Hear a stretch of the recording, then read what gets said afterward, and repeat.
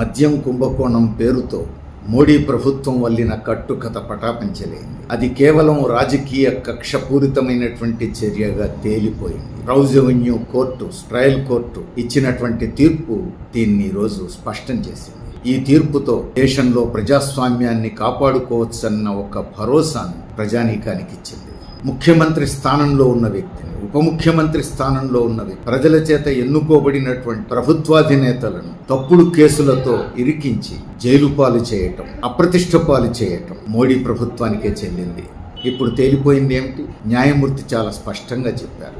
ఈ తీర్పులో చాలా స్పష్టంగా తేల్చేశారు. ఊహల మీద ఆధారపడి కేసును నిర్మించారు. ఒక్కటంటే ఒక్క సాక్ష్యం లేకుండా అధికార పదవుల్లో ఉన్నటువంటి వ్యక్తుల మీద కేసులు పెట్టడం, జైల్లో వేయటం ఇది చట్ట విరుద్ధమని కూడా తేల్చి చెప్పారు. కేవలం అప్రూవర్లు చెప్పారనే పేరుతో ఒకవైపు సిబిఐని, మరొక వైపు ఈడీని దుర్వినియోగం చేసి ప్రతిపక్ష పార్టీని అప్రతిష్ట పాలు చేయడం కోసం, బీజేపీని ఓడించి అధికారంలోకి వచ్చిందనే ఒకే ఒక కక్షతో ఒక ప్రభుత్వాన్ని అప్రతిష్ట పాలు చేయడం కోసం మోడీ ప్రభుత్వం ఆడిన నాటకం అని చెప్పి తేలిపోయింది. ఈ కేసుతో మొత్తం దేశానికి ఇది తేటతెల్లమైపోయింది. ఈ తీర్పులో న్యాయమూర్తి అంతటితో ఆగలేదు. విచారణ జరిపిన సిబిఐ అధికారిని కూడా విచారించాలి అని ఆదేశించారు. ఇది ఈ తీర్పులో ఉన్న మరొక ప్రత్యేకత.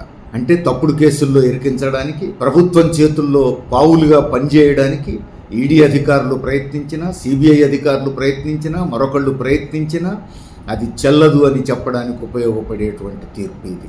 దేశంలో ప్రజాస్వామ్యవాదులకు ధైర్యాన్ని ఇచ్చేటువంటి తీర్పు.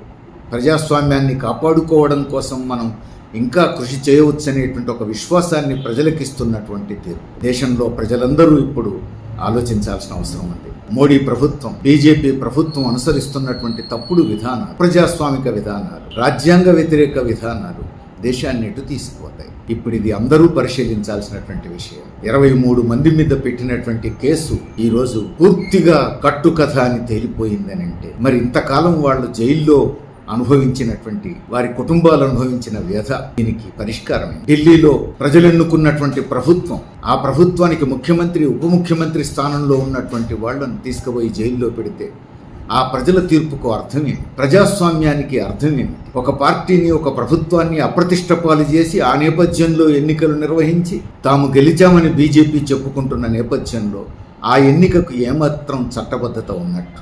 ఇప్పుడు అది ఏ మేరకు ప్రజాస్వామ్యబద్ధమైన ప్రభుత్వం అనిపించుకుంటుంది?